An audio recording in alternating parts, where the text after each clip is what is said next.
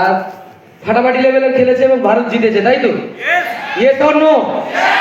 কিন্তু ওই সঞ্জু স্যামসনের মা যদি বা বাবা যদি বলতো, বাবু তাড়াতাড়ি বাড়ি ফিরে আসবি, নাহলে তুই ভালো ভূগোলের পরীক্ষা দিতে পারবি না, আমি জানি না সঞ্জু স্যামসন আজ ভারতের হয়ে খেলতে পারতো কিনা। বাট আজকে আমি লাগিয়েছিলাম, আমার মা, আমার বাবা, আমার পরিবার যেদিন প্রথমে স্মার্ট ভ্যালুটা বুঝেছিল, আজ থেকে 12 বছর আগে, প্রায় 1 যুগ হয়ে গেছে এই প্রজেক্টে আমি জয়েন করেছি। এবং যখন আমার বয়স ছিল প্রায় 16.5 বছর বয়স, এখানে অনেকে আছে হয়তো যাদের সেই সময় বয়স ছিল 5 বছর, কারোর 4 বছর, কারোর আবার 7 বছর বয়স ছিল। এই প্রজেক্টে আসার সময় একটা জিনিস ভেবেছিলাম, কম্পিউটার শিখতে হবে এবং এই প্রজেক্টে জাস্ট 1,500 টাকা রোজগার করবো, পার্ট টাইম পকেট মানি রোজগার করবো, এরকম ভেবে এই প্রজেক্টে জয়েন করা। যদি প্রথম দিন কেউ বলতো এই প্রজেক্টে আপনার ফুল টাইম হয়ে যাবে, এই প্রজেক্টে আপনি একদিন 12 বছর কাটিয়ে ফেলবেন, সত্যি বলছি বিশ্বাস করতাম না। কেন বিশ্বাস করতাম না? প্রথম কথা, বাড়িতে টাকা পয়সা নিয়েই দেখবেন আমাদের পরিবারের সব থেকে বড় টানটুন। টাকা রোজগার করতে হবে এটা কখন আমরা জানতে পারি? যখন আমাদের 25-26 বছর বয়স হয়। তার আগে পর্যন্ত বাবু মন দিয়ে মাধ্যমিক দাও, মন দিয়ে এইচএস দাও, মন দিয়ে গ্র্যাজুয়েশন দাও, মেয়ে হলে বিয়ে করে নাও, ছেলে হলে মন দিয়ে করো। বাবা আছে তাহলে রোজগার কেন করতে হবে? তুমি লজ্জা লাগে না এই বয়সে রোজগার করবে? যা চিন্তা, যা পয়সা বাবাকে চাইবে বাবা দিয়ে দেবে। একটা ছেলে সে জীবনে কোনোদিনও ইতিহাস, বাংলা, ভূগোল, সন্ধি বিচ্ছেদ কাকে বলে, ভাব সম্প্রসারণ কাকে বলে, বা সে এতদিন ধরে পড়ে এসছে সমাজ করো, ভাব সম্প্রসারণ করো, বা a square minus b square কি, হঠাৎ করে সেই ছেলেটাকে বলা হচ্ছে ইনকাম কিভাবে করবে বলো। আজকে না আমাদের স্কুলে কিভাবে রোজগার হয় কোনোদিনও কেউ বলে না what is income, what is invest, আমাদের কোনো সিলেবাসে নেই। কিন্তু ওটাই আমাদেরকে লাইফে এগিয়ে নিয়ে যায় যখন আমরা বড় হই। আজকে আমাদের বাবা মা যারা ইনভেস্ট করেন, মানে জমিয়ে রাখেন, সঞ্চয় করেন, বাট আমাদের ছোটবেলায় ওই বইয়ে মাধ্যমিক থেকে গ্র্যাজুয়েশন পড়েছে, আজ পর্যন্ত আমরা কিন্তু কোনো বইয়ে লেখা নেই বা কোনো স্যার এসে বলেনি এই সিলেবাসটা মন দিয়ে পড়ো, কারণ হোয়াট ইজ ইনকাম এবং কিভাবে ওই রোজগারটাকে তুমি অ্যাচিভ করবে সেই পড়াশোনাটা এখানে লেখা আছে। আপনারা কি পড়েছেন কোনো স্কুলের বইয়ে? শুনতে পেলাম না। আমি জানি না, আমি আজকে আমার মেয়ে 7 বছর বয়স, তমলুকের একটা বড় স্কুলে পড়াশোনা করাতে পারি এই প্রজেক্টের থ্রু থেকে। আমি দেখছি যে সে 1-এ পড়ছে, তার কম্পিউটার রয়েছে।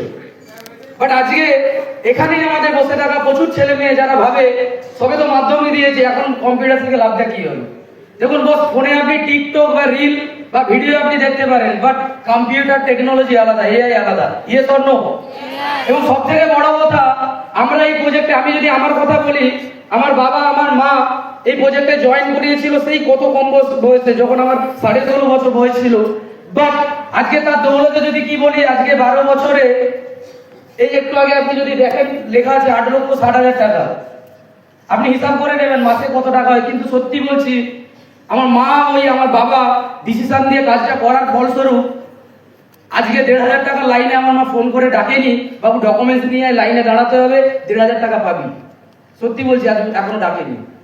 আমি জানি এখানে অনেকে ব্যস্ত আছি ওই লম্বা লাইনে দাঁড়িয়ে ফর্মটা, দেখুন দেওয়া নেওয়াটা আমি বলছি না, কিন্তু আমাদের এই জায়গাটা আজকে স্মার্ট ভ্যালু অনেকে আমরা বসে আছি, কেউ নেগেটিভ ভাবি, কেউ পজিটিভ ভাবি, কেউ ভাবি এটা এই কাজ, কেউ ভাবি ওটা ওই কাজ, কেউ ভাবি সেটা ওই কাজ। এই বলে আমাদের বাবা মা অনেকে বলে না না বেড়াতে হবে না, বাড়িতে থাকুন। কিন্তু আমার বাবা মার কাছে প্রশ্ন, আপনার ছেলে বা মেয়ে বাড়িতে বসে কি খুব ভালো কাজ করে? আমি তো দেখেছিলাম আমার বন্ধুরা যারা আমার সাথে পড়াশোনা করতো, আমি যখন একটা লাইন ধরেছি তারা বলেছিল তুই ভোগে যাবি, তুই এই হয়ে যাবি, তুই হয়ে যাবি। এমনকি আমার টিউশনি স্যারও বলেছিল এখানে যদি তুই যে টাকা দিয়ে জয়েন করেছিস ওই টাকাটা যদি তুলে দেখাতে পারিস আমার নামে একটা কুকুর পুষে ডাকবি। ভয় পেয়েছিলাম, কারণ গ্রামের ছেলে, দেখবেন গ্রামে গঞ্জে কি হয়, হওয়ার আগে ভয় পেয়ে যায় বেশি, ওই জন্য দেখবেন এক পা এগাতে গেলে 10 পা পিছিয়ে আছে। আসি তো আমার টিউশনি স্যার বুঝিয়েছিল ও কলকাতায় ট্রেনিং এ যায়, কিডনি খুলে বেঁচে দেবে। 1 মাস আমার মা ওই কিডনি চেক করতো, জামা যখন তুলতো কেটে বেটে নিয়েছে কিনা।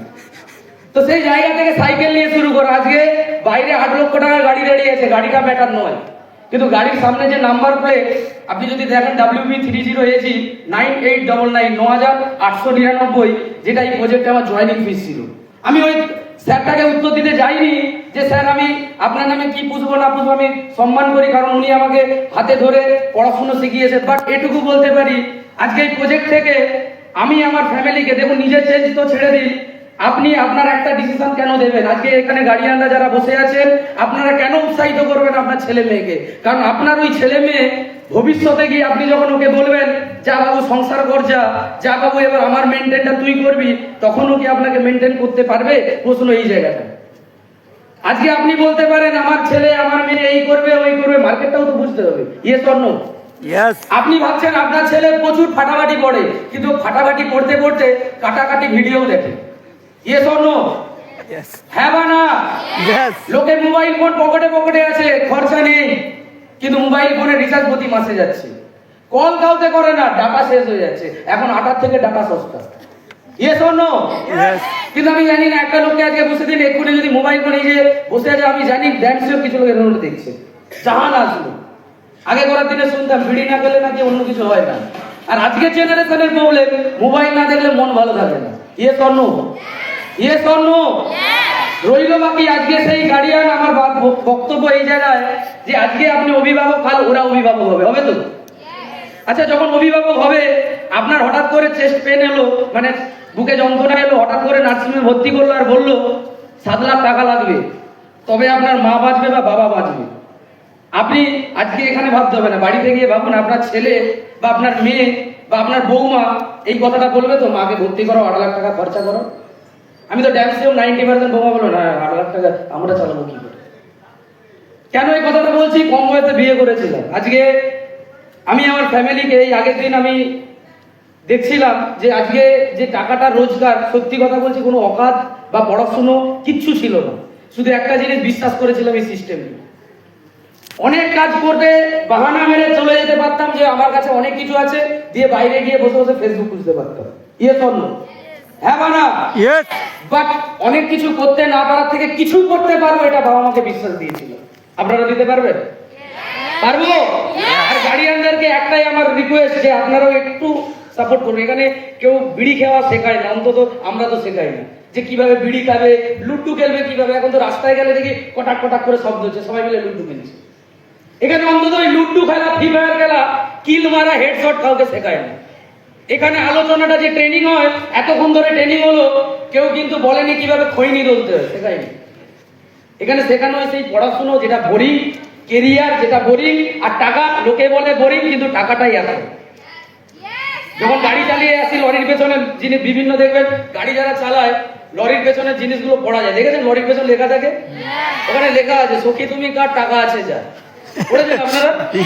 এবং আরেকটা আজকে আস্তে আস্তে দেখছিলাম লেখা আছে women is beautiful but money is powerful.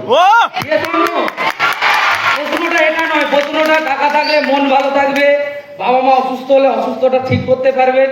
পরিবারে এই যে সামনে গরম আছে, এইখানে বসে আছেন এসিতে বসে আছেন, বাইরে যান গরমে দরদর করে ঘামবেন।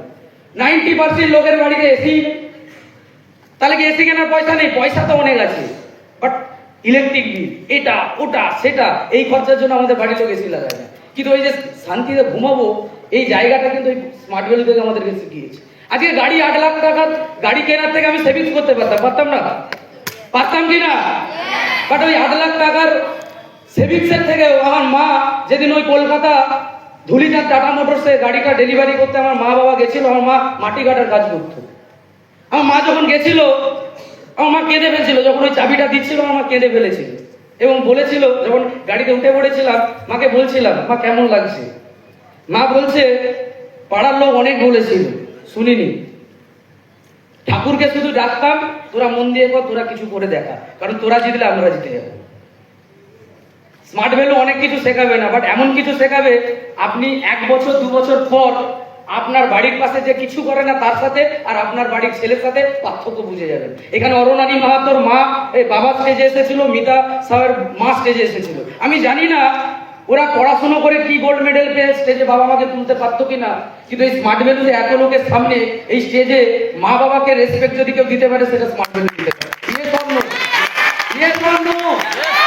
একটা জিনিস মনে রাখুন, কাজ কিছু করুন চাই না করুন, টাকা আপনার সারা জীবন লাগবে। খেতে লাগবে, পড়তে লাগবে, কাঁদতে লাগবে। আপনি কষ্টে কাঁদবেন, তখনও লোকে বলবে পয়সা দাও, কাঁদতে গেলেও পয়সা লাগবে। ইয়ে শোনো, বেঁচে থাকতে পয়সা লাগবে, মরতে গেলেও পয়সা লাগবে, কারণ আপনি মরে যাবেন, তখনও পোড়ানোর ব্যবস্থা করে যেতে হবে। আমার মা মাঝে মাঝে ইয়ে কি করে বলে, টাকাগুলো জমাচ্ছি ভালো করে স্বার্থ শান্তি করে। প্রশ্ন টাকা লাগবেই।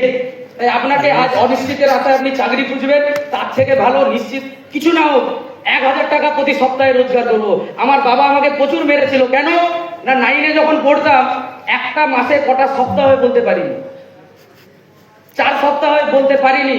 বাট আজকে স্মার্ট ভ্যালুতে এসে একটা মাসে কত সপ্তাহ তো ছেড়ে দিন, লাস্ট 7 বছর ধরে প্রতি সপ্তাহে পেমেন্ট পেয়েছি। স্মার্ট ভ্যালু কখনো 13,000, কখনো 19,000, কখনো 22,000, লাস্ট মাসে রোজগার করেছি 1,10,000 টাকা, সেটা থ্রু স্মার্ট ভ্যালু। আমার বয়স 28 বছর, জয়েন করেছিলাম 17.5-তে, আজকে 28 বছর। আমি বিলিভ করি 38-এ যখন যাব অনেক আগে কোটিপতি হয়ে যাবো। Thank you best.